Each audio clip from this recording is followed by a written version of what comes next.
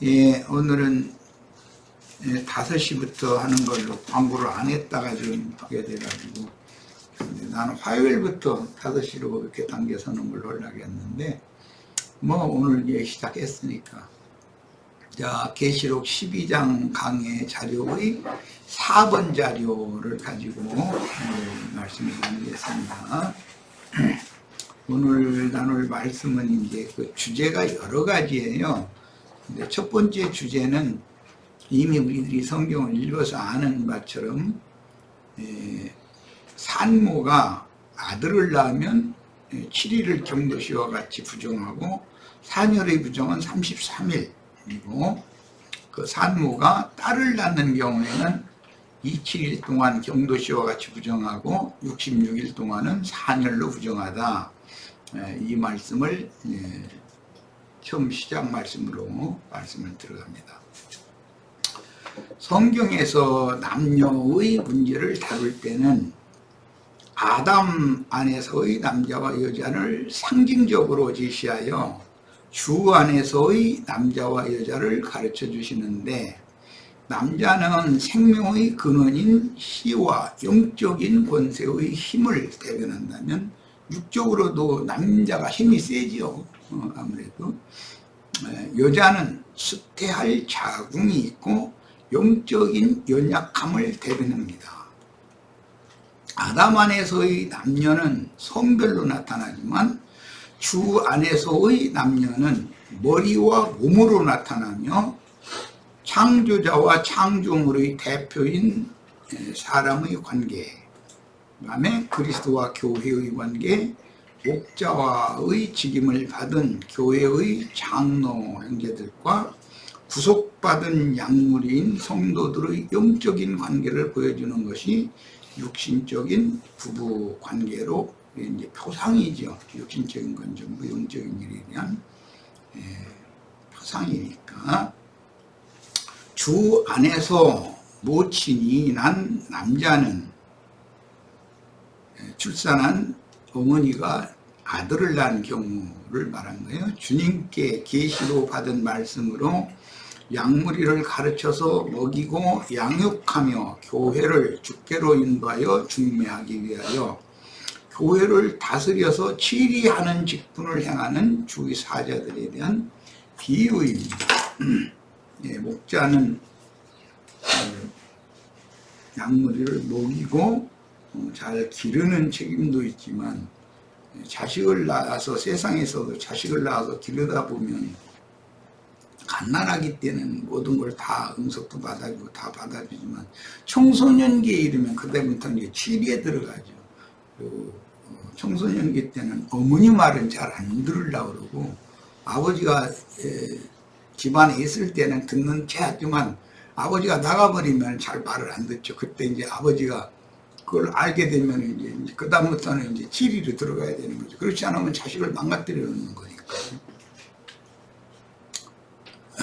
그 다음에 디모데전서, 경도할 때의 부정과 같은 산모의 부정을 다루는 것은 사람 생명의 근본인 피와 육신은 불결하고 부정하다는 것이며, 생명의 근본부터 부정한 여자가 육신의 자녀들을 딸이나 아들이나 생산을 하였으므로 산모뿐 아니라 그 자녀들도 불결하고 부정하다는 것입니다.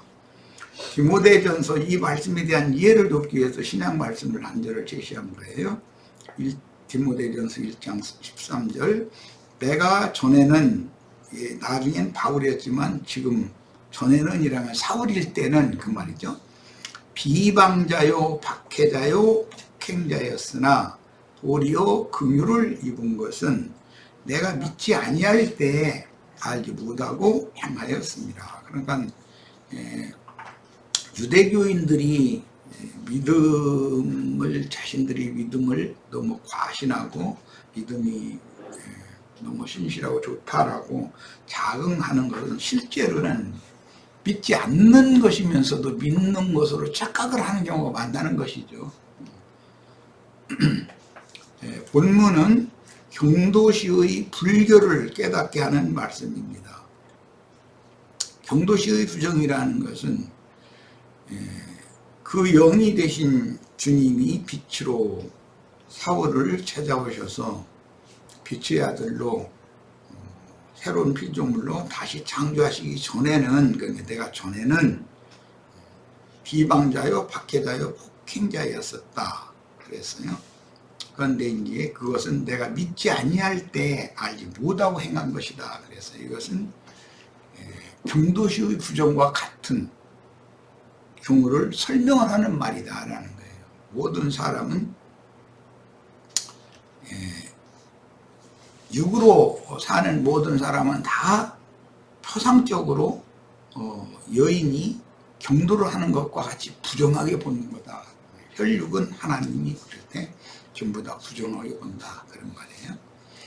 그러므로 7일이나 27일 기간에 경도 중인 여자의 부정 불결은 본문의 불신을 고백한 것과 같이 사울일 때 바울이 나중에 자기가 사울일 때의 그 불신을 고백을 한 것과 같이 실제로는 불신자이면서 막 그 믿음이 굉장한 사람으로 이렇게 막 이제 행세를 하는 경우가 많다는 거죠. 이 생에 사는 율법적인 종교인들과 또는 모든 자연인의 불신 기간에는 복음을 믿어서 영이 거듭나기 전에는 그 말이에요. 생명의 근원인 혈기와 육성 자체가 불결하다고 부정하다는 것을 상징적으로 경도시의 부정이다.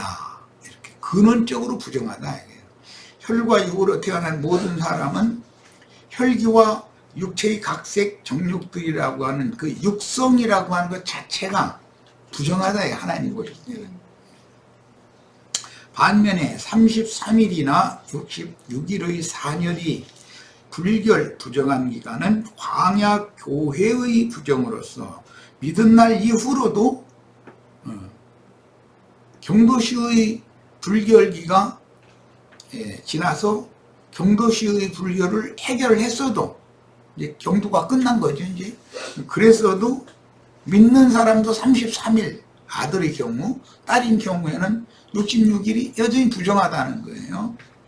자, 이런 것은 믿으면 교회 생활을 하게 되기 때문에 믿으면 경도시의 부정은 해결이 됐지만 산혈의 부정은 여전히 안고 이 생을 살게 된다. 그런 말이다. 자, 그 다음에 산모의 불결 부정을 다룰 때 7일이나 27일 동안 경도할 때와 같이 불결 부정하다는 것은 경도시의 불결 부정함은 첫 아담에 속한 혈기와 모타가 나왔네. 육성의 근원인 죽은 피를 흘리는 경도는 파괴된 황체세포를 배출하는 사망의 불결 부정을 제거하고 맑고 신선한 생명을 운행하게 하시는 것이다. 경도를 한다는 뜻은 경도하기 바로 직전에는 여성 호르몬이 증가하기 때문에 작은 벽이 두꺼워지죠. 아이가 그게 착상을 할 수 있도록 하기 위해 작은 벽이 얇으면 태가 약하다 그래가지고 아기를 자꾸 유산시키잖아요. 이제 작은 벽이 경도 직전에는 두꺼워지는 것이죠. 그런데 그때 배란된 그 알이 남편을 만나서 그 생명의 연합을 통해서 잉태가 되어지면 경도를 하지 않지만 잉태가 안 되어지면 경도를 하게 되는 것이에요. 그 말은 두꺼워졌던 작은 벽이 다시 파괴된다 이 말이에요. 이것은 이제 실제로는 이제 과학적으로는 뭐 황체세포가 이제 배출되는 그런 건데 이것은 하나님 오실 때 사망의 불결 부정을 제거하고 맑고 신선한 생명을 운행하게 하시는 것이다. 이것은 지난번에 내가 영적으로 설명한 거 할 때 여인의 주기적인 경도라는 건 사람이 하나님 앞에 은혜를 입어서 생명으로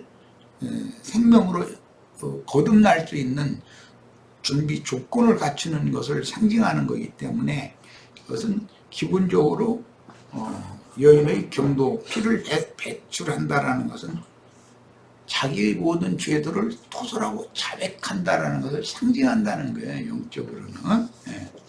그러면 주님이 그 영혼을 받아주시면 신선한 생명이 이제 운행되는 것이죠. 가임기 여성의 난수에서 배출한 알이 정자씨를 만나 수태하지 못한 생명체의 영양 공급원인 황체, 이것은 그 난자를 감싼 태반, 이제 자궁벽이다 말 두꺼워진 이것도 함께 파괴되어 배설되는 생리의 원리는 사망의 근원인 죄성, 불결, 부정을 제거하고 새 생명을 운행시키는 창조의 법칙이다. 그러니까 잉태를 한다는 것은 경도가 끝난 다음에 가장 깨끗한 피가 어머니의 몸을 도를 때 그때 잉태를 시키려는 것이다 라는 것이에요. 매달, 그러니까 결혼했다고 해서 누구는 몇 년이 지났는데도 잉태를 못하는 경우도 있어요. 그것은 생명의 주인께서 그때 잉태를 시키면은 이게 육신적으로 건강하지 못한 아이가 태어난다든지 이상이 있는 아이가 태어날 수가 있으니까 하나님이 그걸 기한을 밀어버리는 것이죠. 그러다가 그 몸이 건강해져 가지고 건강한 아이를 잉태하고 해산할 수 있을 때가 되면 그때 딱 맞춰서 잉태를 시켜준다는 거예요. 그게 생명의 주인이라 할 수 있는 일인 거죠. 이런 건. 매달 한 번씩 성인 여자의 난수에서 성숙한 난자가 배출되는 현상을 배란이라고 하는데, 배란된 난자는 그 나팔관이라고 하는 그 술한 관을 통하여 자궁 쪽으로, 그 난수에서 자궁 쪽으로 나온다 이거예요. 나오면 배란된 난자는 자궁에서 24시간 만 이틀을 죽지 않고 살아있는 거예요. 그런데 그동안에 남편의 씨를 받아서 수태가 되면 아이가 이제 수태가 되지만 그동안에 남편과 생명연합을 맺을 기회가 없다든지 어쨌든 여러 가지 상황이 있겠죠. 자, 그렇게 되면 모든 준비됐었던 그 여자의 자궁벽에 두꺼워진 그런 황체세포 그 벽이 다 파괴돼 버린다는 거예요. 그러니까 배란이 되어져도 그 배란된 생명체는 자궁으로 옮겨져 가지고 이틀밖에는 생존하는 기간이 없다는 거예요. 이런 것을 과학적인 사실을 알고 보면은 참 우리가 사람으로 세상에 태어났다는 게 어마어마한 경쟁을 뚫고 태어난 거예요. 이것이 하나님이 절대적인 어떤 섭리를 통해서 우리가 사람으로 태어난 거죠. 그런데 짐승만도 못한 인간으로 살다 죽는다는 것은 너무 창조자를 좀 숨어주는 일이죠. 결국은.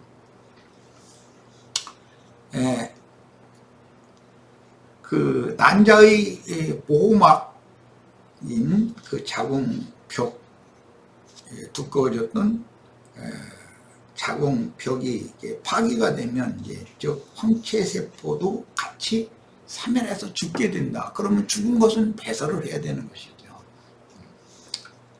배란이 일어나기 전후에는 다량으로 분비되는 여성 호르몬의 영향으로 자궁 내막이 두꺼워져서 임산한 아이가 착상하도록 준비되나 배란된 난자가 정자와 만나 수태하지 못하면 두꺼워졌던 자궁 내막이 두꺼워진 그 부분이 떨어져 나가게 된다. 이때 난자를 싸고 있던 황체, 수태하면 태반이 되어 태아를 길러서 해산 때까지 생명의 모든 것을 공급하고 배설물도 처리해 주어서 그 잉태된 아이를 보호해주는 그런 황체세포가 파괴되어 월경이라 하는 생리현상으로 일어나는 것입니다. 성경에서는 경도하는 여자를 불결하다고 하며 모든 유출 증세를 부정하다고 하는데, 경도 중인 여자가 흘린 피가 묻은 모든 것들을 부정하게 보는 것은 유출하는 여자가 안전 침상이나 의자나 모든 그 여자가 만진 모든 물건 그릇이 다 부정하다, 이제 이렇게 돼 있죠. 자, 이런 것은 가인이 아벨을 죽일 때 흘린 생명의 피를 받은 땅에 저주가 임한 것에서부터 기인하는 것입니다. 사내 아이를 생산한 경우는 33일이 7일이 지나고도 33일이 더 지나야 사녀의 부정이 깨끗해지고, 여와 딸을 생산한 경우에는 66일이 더 지나야 사녀로 인한 여인의 불결 부정이 깨끗해지는데, 광야 교회 생활을 단번에 마칠지 반복해야 할지를 보여주는 암시다. 실제 육신의 세상에서 딸났다 해서 불결기가 오래가고 그런 건 아니죠. 이건 성결 예법상 하나님의 율법에 이렇게 정해놓은 것이죠. 육신을 입은 사람으로 이 세상에 살아야 하는 사람은 남자든 여자든 반드시 근본이 불결, 부정한 여자를 상징하는 사람의 딸인 경수가 끊어지지 않고 혈기와 육성이 활발한 여자와 육정에 의한 생명의 연합으로 잉태하면 죄 중에서 잉태하고 부정한 태에서 성숙된 아기로 세상에 출산하게 마련입니다. 성경에는 그래서 아브람이 태가 살아있는 하갈을 통해서 이스마엘을 낳은 것을 하나님이 보실 때는 그건 부정한 자식으로 본다. 지난번에 소개한 것처럼 다윗과 밧세바가 부정한 방법으로 아들을 낳지만 하나님을 부정한 생명으로 봤기 때문에 죽였다. 이거 우리 충분히 말씀 나눴고, 그 다음에 처녀가 아들을 낳는, 이제 이건 아주 비밀이죠. 이것은 육신적인 처녀가 아들 낳는다는 말이 아니라 경수가 끊어져서 육신적인 생명을 도저히 산출할 수 없는, 가능성이 전혀 없는 여자에게 하나님의 약속에 따라서 약속의 자녀를 주셔서 낳는 경우만 그 자녀나 그 어머니가 정결하다라고 본다라는 거예요. 그러니까 혈기와 육성이 활발한, 이게 말하자면 이제 사실은 죄성인데, 이것이 살아있어서 활발한 여자나 그 남편도 육정, 혈통과 육정과 사람의 뜻으로 자식을 낳는 것은 하나님의 뜻을 이루기 위하여 예수를 주와 그리스도로 믿어서 거듭나는 것을 상징하는 표상일 뿐이지, 육신적인 생명의 잉태나 해산이라고 하는 것이 정말로 아들 낳으면 좋고 딸 낳으면 어떻고 이제 이런 말 하는 게 너무 우스꽝스러운 것이죠. 하나님 오실 때는 육적 자녀는 다 부정하게, 아버지도 어머니도 태어난 자식도 다 부정하게 보는 거예요. 자, 이 말은 이제 신약의 로마서에 보면 의인은 없나니 하나도 없다 이렇게 표현을 했어요. 그건 뭐냐, 아담에게 혈과 육으로 태어나고 또 혈과 육의 자녀를 생산해서 대를 잇고 하는 모든 사람은 하나님이 보실 때 의로운 육체는 하나도 없다는 거예요. 다 부정하다는 거예요. 그걸 뭘로 그럼 증거하느냐?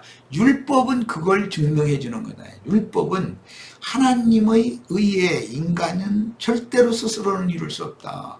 다 죄 아래에 있다라는 것을 일단 정죄를 해놓고 나서 그 죄의 법칙에서 어떻게 해방을 받을 수 있느냐를 증거하는 것이 복음이다 하는 것이죠. 이 말은 이제 충분히 잘 이해를 하시길 바라요.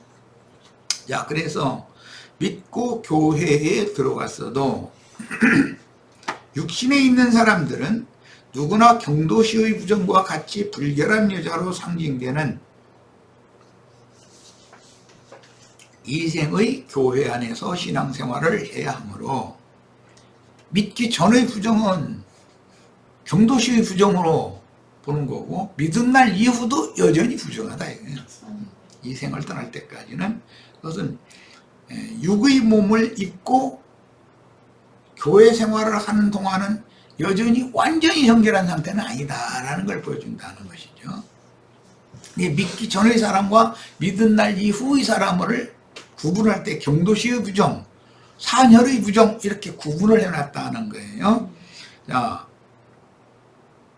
그러므로 이생의 교회는 여전히 혈과 육을 입은 부정, 불결한 옛사람을 입고 세상에 남아 신앙생활을 하여 이 장막을 벗기 전에 영에 있는 속사람이 온전함을 이루어야 됩니다. 그러니까 날마다 후패진다 겉사람이 이것은 죽는다는 뜻이잖아요.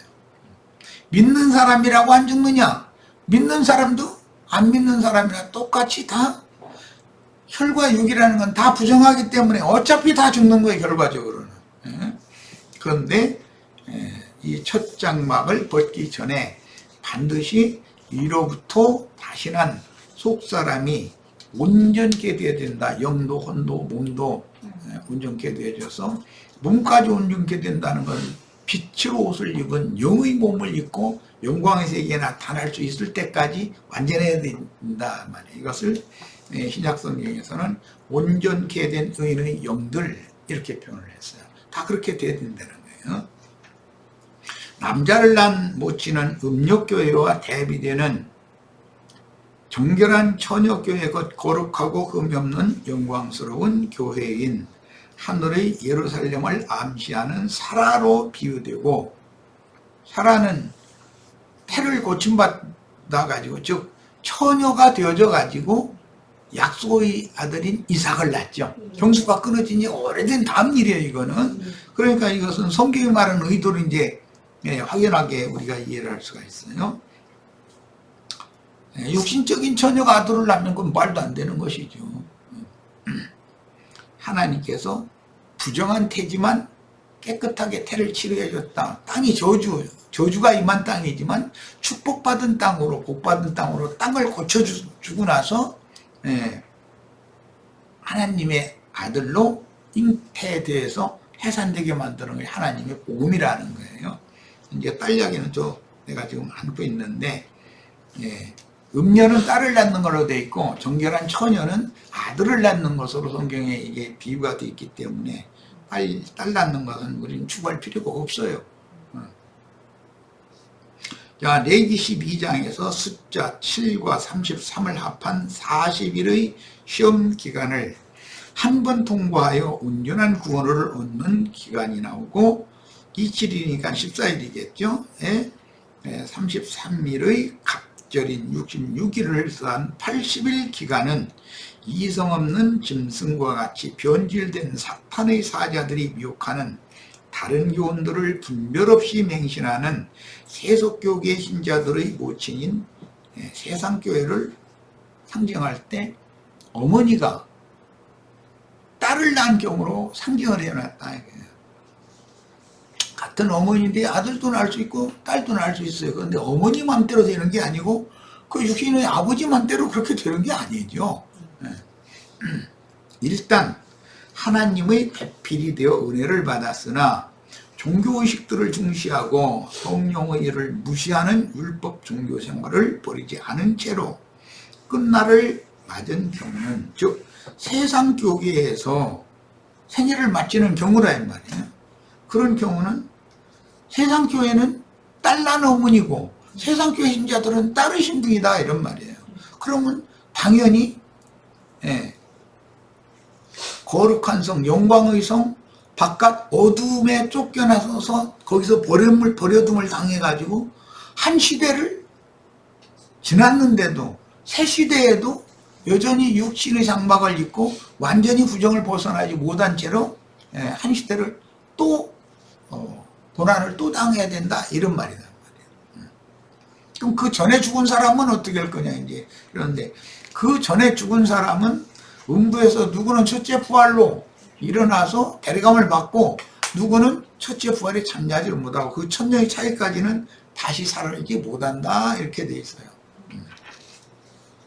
구약 성경에서 하나님의 아내로 상징되는 여자인 이스라엘 12지파가 아수르나 바벨론에 사로잡힌 것과 때가 참에 회복의 무리가 예루살렘과 본토로 돌아와서 성전과 성을 재건축한 것은 역사에 나타난 표적입니다. 딸을 낳은 어머니란 로마교의 계승인 두아디라 교회에는 어미음녀가 있지만 딸음녀도 나오죠. 계시록에 보면 그 애미음녀와 딸을 심판하는 말씀이 나와요. 그러니까 그게 로마교라는 건 딸 낳은 어머니인 것이죠. 말하자면 이제 성경은 그렇게 해석한다는 거예요. 자, 딸을 낳은 어머니란 로마교의 계승인 개신교계로서 율법적인 신앙생활을 하되 태아를 잉태 중이거나 젖먹이는 세상 교회에서 신앙생활을 실행하는 자들은 여전히 육신에 속한 율법교회 생활에만 익숙하고 영과 생명의 말씀인 단단한 식물을 스스로 먹을 수가 없는 자들이다 하는 것이에요. 가장 중요한 거는 아직 모태 잉태가 되어 있는 중이고 출산도 되지 않은 그런 교회 모임이 얼마든지 있을 수 있다는 거예요. 그러니까 예수님이 인자가 다시 올 때 아이 밴 자들과 젖 먹이는 자들에게 출산을 했는데 젖만 먹이는 자들도 있고 출산도 못하고 아이만 배 가지고 있는 경우 그런 경우도 얼마든지 있다는 거예요. 그런데 그들에게는 화가 있다 그랬어요. 그러니까 이런 말씀을 잘 이해해서 드려야 돼요. 애굽에서 출애굽도 아는 하나님 백성들이 있을 수가 있는 거죠. 근데 내가 보기에는 애굽에서 출애굽을 하지 않은 백성들이 부지기수요. 내가 보기에는. 그리고 출애굽을 겨우 했는데도 애굽에 있을 때가 좋았다, 뱃속에 있을 때가 좋았다는 거예요. 그때는. 그러면서 애굽으로 돌아가자 이러는 사람들이 부지기수요. 자, 그러면 장성한 자가 되어져야만 단단한 식물을 누가 먹여주지 않아도 자기 스스로 먹을 수가 있어야 된다 이거예요. 딸들은 종의 영을 받은 후견인과 청지기들인 문학선생들에게 불분명하고 혼잡한 교리들을 가르침받고 맹신하는 태아나 젖먹이들로서 이 태아 때는 기도응답이 어마어마하게 빠르죠. 그냥 출문하자마자는 기도응답이 어마어마하게 빨라요. 그냥 앙 하면은 어머니 아버지 아니면 할머니 할아버지 얼른 쫓아와가지고 우리 새끼 뭐가 필요하냐고 배고프냐 뭐 오줌 싸냐 똥 싸냐 뭐 다 알아서 다 해주잖아요. 그런데 그 갓난애기 버리쟁이를 20살 먹어서 군대 갔다 온 놈이 한다 그러면은 그 시중을 들어주는 것이 아니라 꾸중하고 아버지 앞에서 그랬다가는 후려쳐버리지. 어머니는 후려치지 않겠지만 자기 힘으로는 이제 못 당하니까 아버지한테 남편한테 저놈이 아직도 철이 들더라 이렇고 나오면 그 소리 들으면 아버지가 너희는 미뤄와 그러고서는 이제 아버지가 딱 닦아 세우고 그냥 혼내야죠. 안 그러면은 그 자식 망가뜨려 놓는 거니까. 자식 잘못 길러 놓아서 부르자 만들어 놓으면은 노년이 진짜 힘들지. 자식을 낳으면 잘 길러야죠. 그래서 구약 성경에 보면 초달하지 아니한 자식은 절대 효도하지 않는다고 이렇게 돼 있어요. 초달해서 길러야 된다는 거예요. 그것은 어린아이를 초달할 수는 없죠. 청소년기에 이르러서 말 안 들으면 그땐 초달해야지. 그래서 다른 교리, 다른 영을 받고도 맹신하는 태아나 젖먹이들로 가라지들과 섞여서 세상교회 생활을 하므로 그들에게는 진리를 옳게 분별할 능력이 없다 이거예요. 세상교회 사람들한테 진리를 아무리 증거해도 분별력이 없는 거예요. 그냥 자기 목사, 자기 성당의 신부가 가르치는 그 말에 대해서만 맹신하려고 그러지 객관적이고 전체적인 그런 넓은 폭으로 성경을 이해해보고 과연 성경에 그런가 해서 자기 스스로 이제 밥도 먹으면 자기 스스로 성경을 참고해가지고 아 이게 이치가 그렇네 이거 깨달아야 되는데 그러려고는 않는다 이거요. 사람들은 뭐 일주일에 한 번 성경 보기도 어려워. 예배당 갈 때 저 성경책하고 찬송가하고 옛날엔 따로따로 있었는데 그것도 귀찮으니까 한 번에다가 딱 합분해 놔가지고 그거 하나 딱 들고 가면 그뿐이요. 가서 그 해봐야 하루에 그 일요일 날 몇 절이나 읽습니까? 그거 한두 절 읽고 한 시간에 시골에 되고 돈이나 걷어내 뭐 이러고 있는데 그런 생활 수십 년에서 권사 장로 됐어도 교회에 와서 레기면 레기 1장 1절에서 27장 끝까지를 이렇게 쭉 전체를 다 가르침 체계적으로 가르침 받은 사람을 따라갈 수가 없어요. 수십 년 교회 생활했어도 다 소용없는 거지. 그러니까 쓸데없는 짓을 한 거지.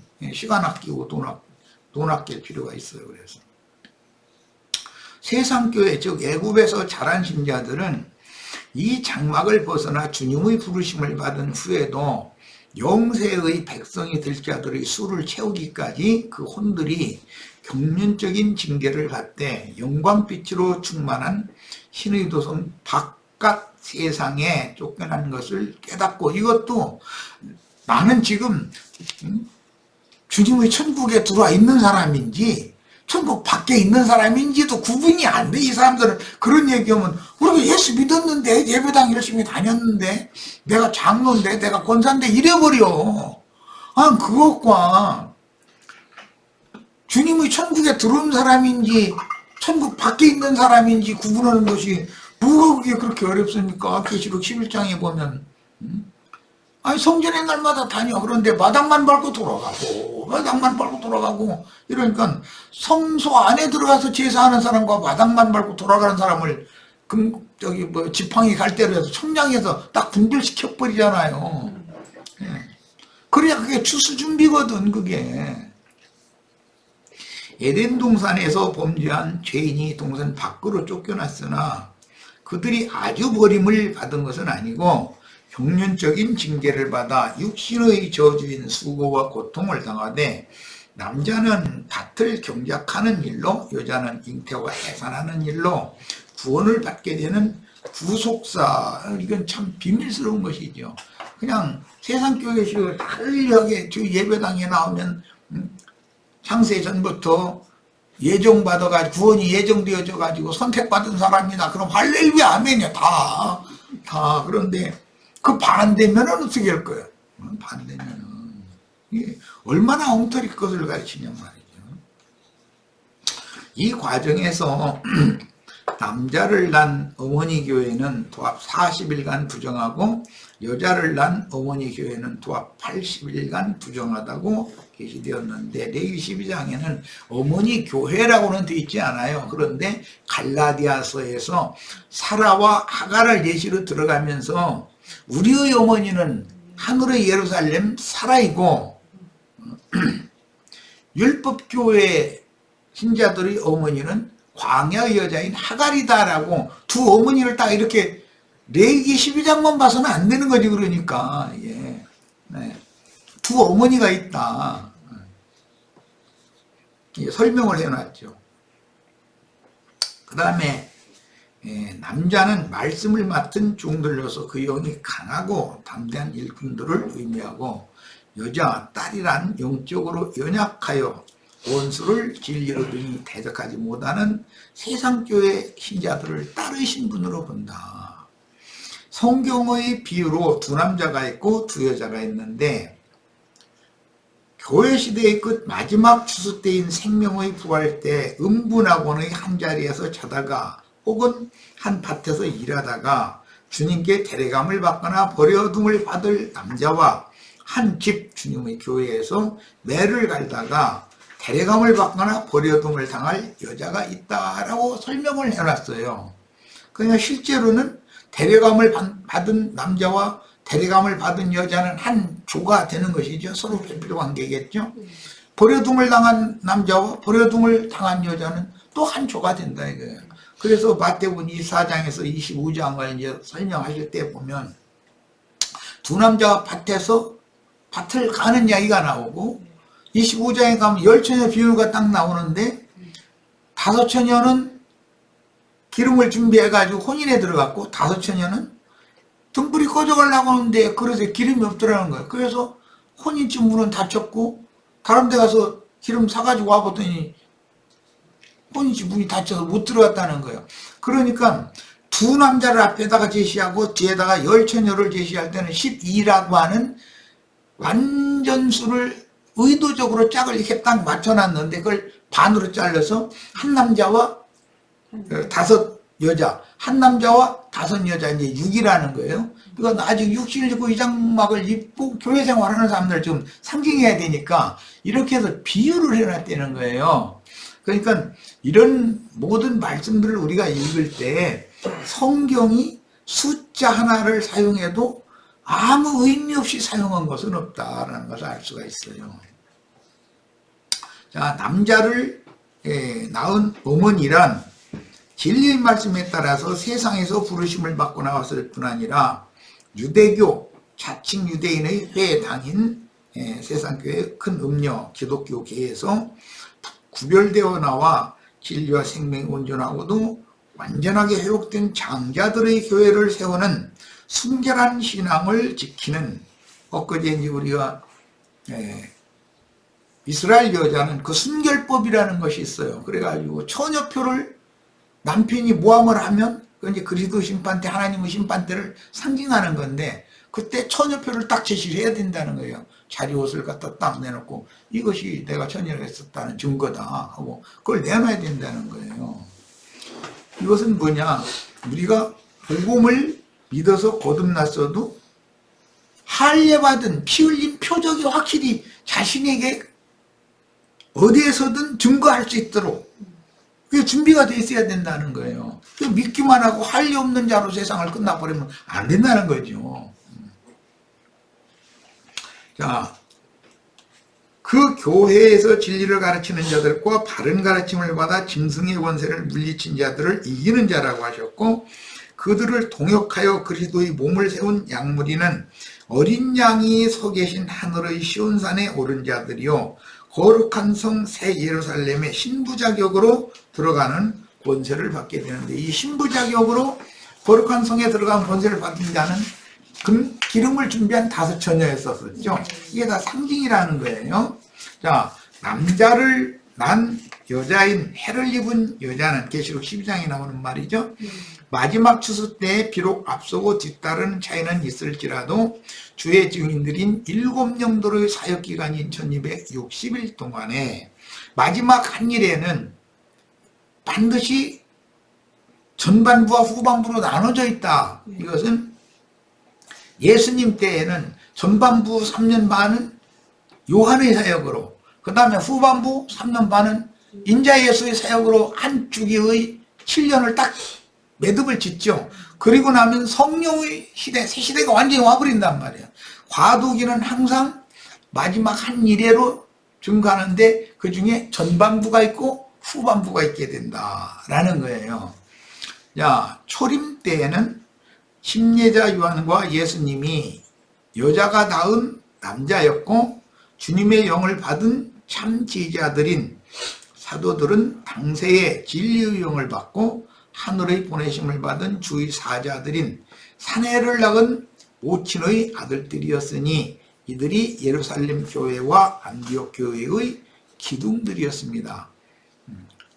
많은 유대인들이 있었지만 예루살렘 교회는 120명이죠.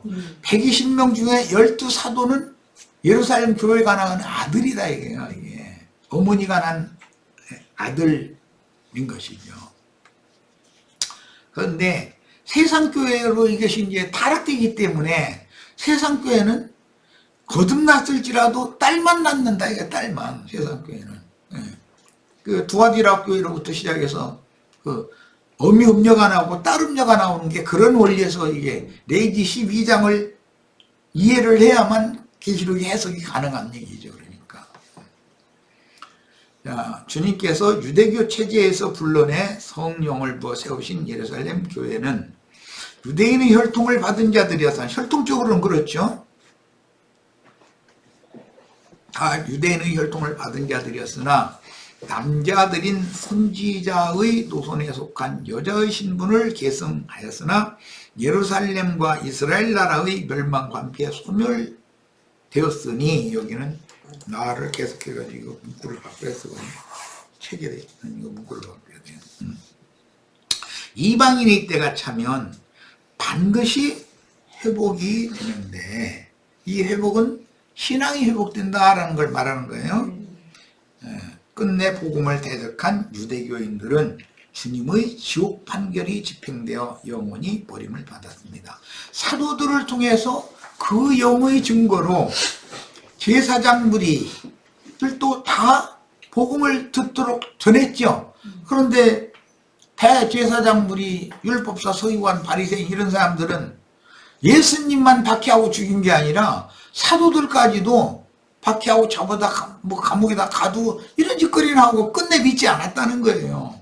그러니까 하나님 한 번의 기회를 더 주시지만 인자 예수의 말씀을 받아들이지 않았어도 성령의 계시로 말미암는 사도들의 증거를 받아들이면 용서를 받을 수가 있는 거거든요. 그런데 두 번 다 거부해버린 거예요. 그러니까 이제는 예언대로 지옥 판결을 내릴 수밖에 없는 거죠.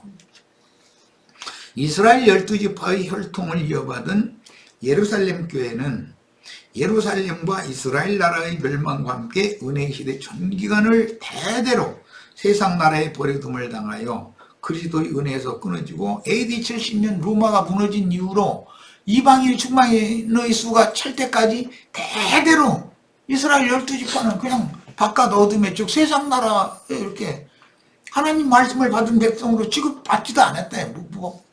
취급도 안 해줬다. 이게 시군고사 취급 안에 오히려 폴란드나 오늘날 지금 전쟁하고 있는 우크라이나 뭐 이쪽으로 그 히브리인들이 많이 흩어져서 참 대다수가 거기서 살고 있었는데 그들 다 600만이나 되는 그 유대인들을 대부분 그쪽에서 죽인 거거든. 폴란드나 우크라이나 이쪽 지역에서 살던 유대인들을 다 멀고 먼 철도로 끌어다가 그냥 기차 타고 가서 큰 집 지어놓고 거기 다 수고했고 목욕시켜준다고 들어가라 그러면 본 게 가스실에 들어있는 거잖아요.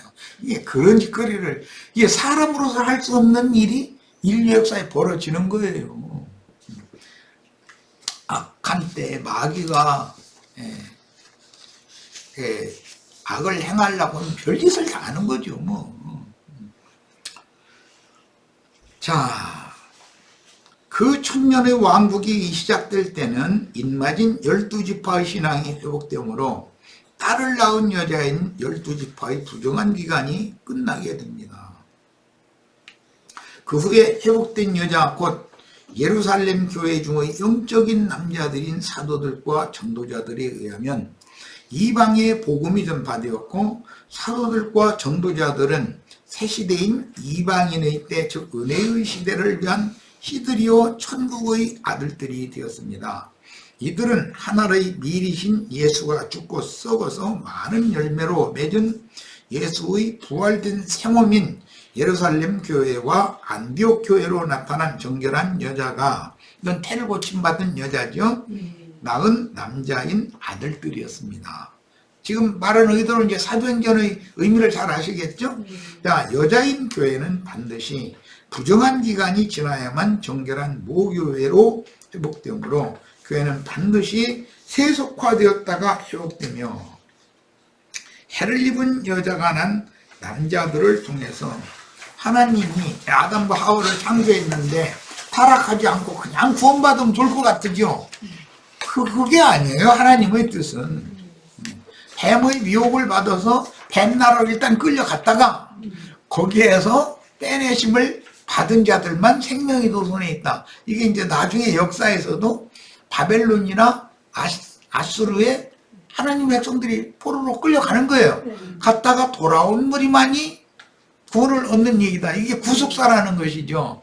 교회도 마찬가지예요. 주님이 세운 교회가 반드시 로마교나 개신교라고 하는 세속화된 교회로 타락했다가 거기에서 나온 소수 인물이만 구원에 들어가는 것이다 라는 거예요. 이것은 하나님의 경륜의 비밀이요, 이것이. 우리들이 생각할 때는 선악과 나무라든지 뱀이라든지 이런 거 창조하시지 말고 말이야. 그냥 아담과 하와라 그냥 됐든 다 구원해줘 버리셨으면 참 좋을 것 같으죠.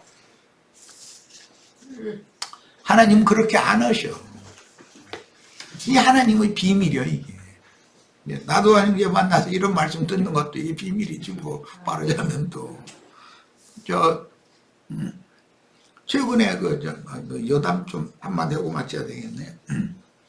러시아가 구소비에트 연방의 계승된 나라가 러시아죠.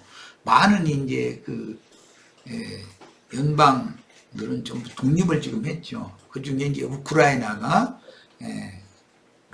소비에트 연방에서 독립을 해서 우크라이나라고 하는 나라를 경영을 하고 있는데 러시아가 침공을 해서 이제 전쟁이 붙었어요. 그런데 7일인가 5일이면 우크라이나에 그냥 다 점령해버린다고 장담하고 쳐들어갔는데 웬걸? 이게 완전 안 되는 거예요. 그러니까 러시아 대통령 사람이 아저씨지.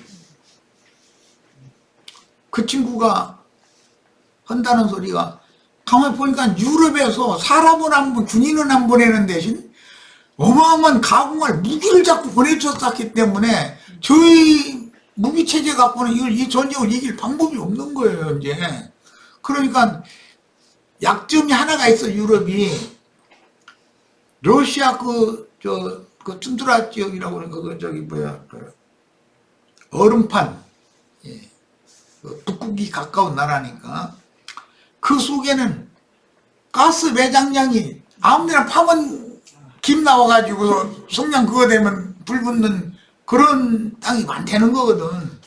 그래서 그걸 가스관을 유럽 각국에다가 관로 공사를 해가지고 가스를 보내서 유럽이 저희 나라에서 생산하는 것보다 값이 워낙 싸니까 편안히 앉아서 그거 쓰고 있었는데 약점이란 그거거든. 너희 계속 우크라이나에다 무기 보내면 우리 가스 밸브 잠가버릴 거야?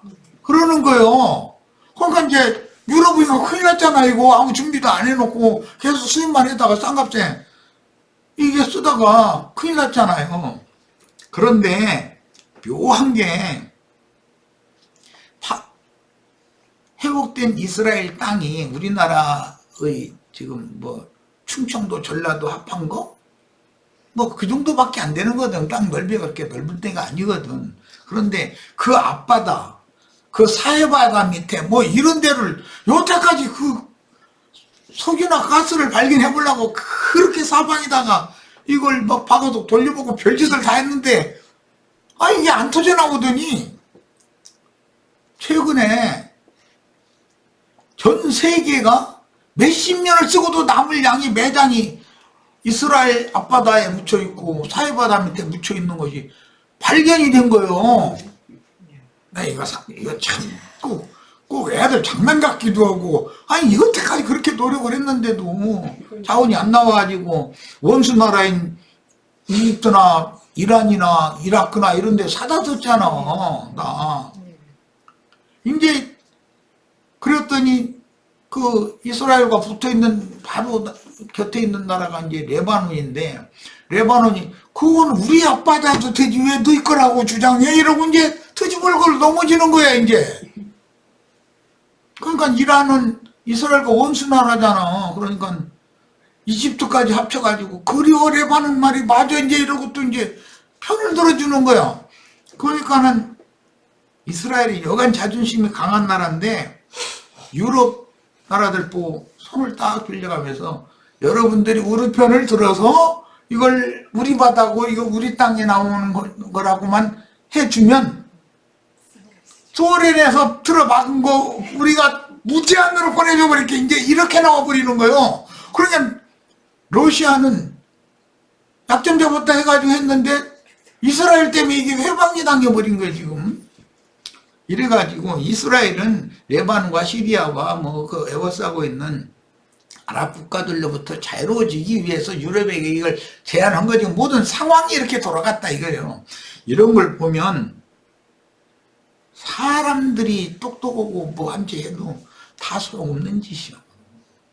하나님이 여태까지 과학이 그렇게 발전했는데도 눈을 딱 가려가지고 그게 어마어마하게 묻혀있는 그쪽에다는 이 관정을 뚫어보지도 않게 만들고 숨겨뒀다가서 이렇게 다급한 상황이 되니까 딱 발견되게 만드는 것은 이게 뭔 주관이에요 도대체. 미국 땅이 발견된 것이 수천 년이 인류가 살았잖아요. 근데 그렇게 좋은 땅이 있는지를 몰랐어요. 그러면 뭐 그거 발견된 지가 불과 한 300년이나 돼. 이러니 우리는 하나님 앞에서 아는 체하고 교만하면 절대로 안 된다. 하나님은 바로 내 코앞에 있는 것이고 내 얼굴 앞에 코앞에 있다는 게 내 눈알이 있다는 뜻인데 그렇게 근거리에 있어도 하나님이 딱 눈을 가려놓으면 안 보이는 거예요. 이게 안 보여.